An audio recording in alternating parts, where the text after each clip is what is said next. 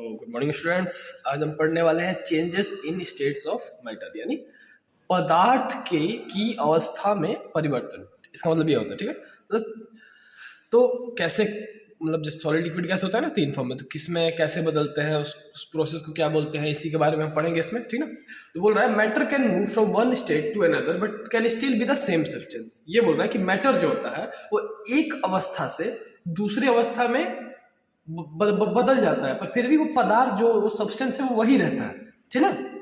जो substance change नहीं होता, भले उसका जो स्टेट होता है बस वो चेंज होता है, ठीक। जैसे कि सॉलिड है, जैसे कि पानी है, ठीक है। पानी मान लो बर्फ बन गया, तो क्या लिक्विड से सॉलिड में कन्वर्ट हुआ, पर है तो पानी का ही एक रूप ना। तो यही बोल रहा है, आगे बोल रहा है ए change of state is also called a phase change, कि एक जो स्टेट का जो चेंज होता है, जो सॉलिड में लिक्विड या फिर लिक्विड में गैस, ऐसे करके जो ये चेंज है इसको हम फेज चेंज भी बोल सकते हैं, ठीक है। तो फेज मतलब क्या होता है, चरण, ठीक है ना। आगे बोला it is a physical change from one state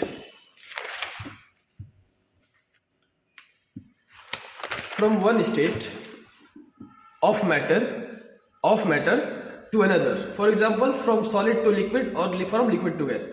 ये बोल रहे हैं कि एक फिजिकल चेंज होता है, ठीक है, मैटर का, जो एक में से दूसरे में कन्वर्ट हो, जैसे कि एग्जांपल में दिया है, जैसे कि सॉलिड से लिक्विड और लिक्विड से गैस।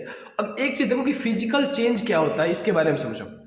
देखो दो तरह के चेंज होते हैं, physical change, chemical change. Physical change वो होता है इसको हम दोबारा उसी फॉर्म में लाए, जैसे कि देखो पानी है, पानी को हम बर्फ में कन्वर्ट किए, सॉलिड में कन्वर्ट कर दिए, ठीक। उसको हम दोबारा पानी बना सकते हैं ना, दोबारा हम उसको पानी के फॉर्म में ला सकते हैं पिघला के, तो ये वो फिजिकल चेंज, ठीक है। अब जैसे मान लो आटा है, ठीक है, आटा गूंथ के हम रोटी बना दिए, क्या उस रोटी को दोबारा हम आटा बना सकते हैं? नहीं बना सकते। तो ये हो जाएगा तुम्हारा केमिकल चेंज, ठीक है। ये भी होगा, तुम लोग आगे शायद पढ़ने को मिलेगा, ठीक है ना।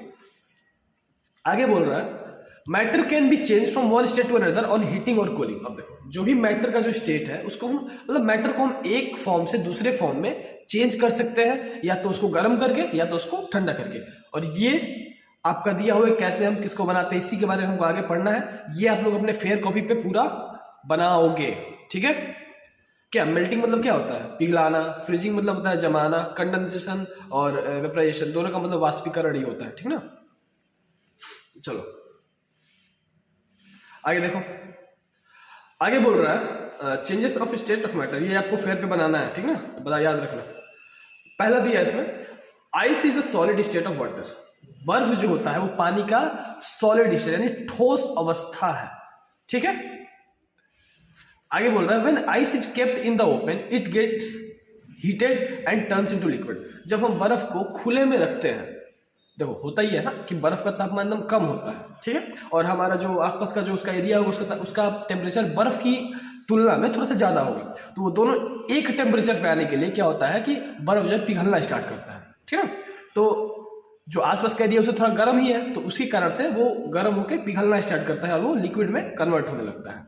This process of ice changing into water is called melting. और ये जो पिघलने का प्रोसेस है, यानी जो बर्फ का जो पानी में बदलने वाला जो प्रोसेस है, जो प्रक्रिया है, उसको हम मेल्टिंग कहते हैं, ठीक है। आगे बोल रहा है when a liquid is heated the space between molecules increase till the liquid finally changes into gas. अब देखो ये बोल रहा है कि जब एक लिक्विड यानी लिक्विड को, तरल पदार्थ को हम जब उसको गर्म करते हैं तो उसके जो मॉलिक्यूल्स का जो स्पेस है वो धीरे धीरे बढ़ने लगता है।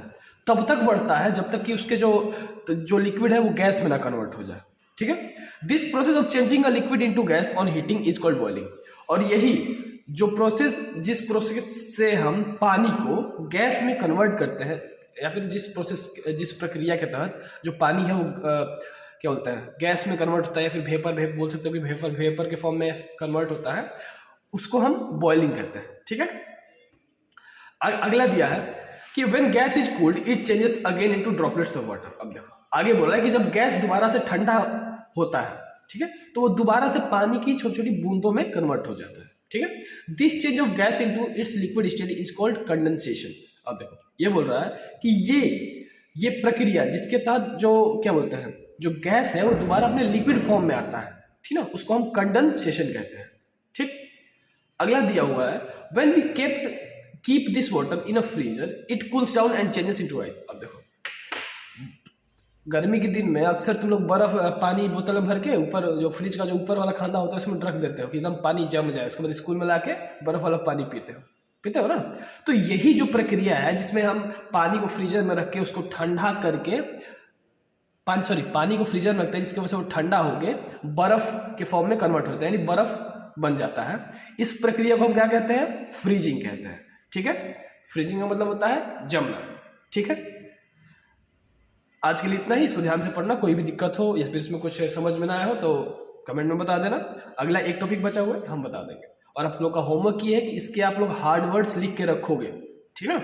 जहां तक अभी चैप्टर पढ़ा है इसके पूरे हार्ड वर्ड्स आप लोगों की फेयर कॉपी में होना चाहिए, ठीक है। चलो, थैंक्स।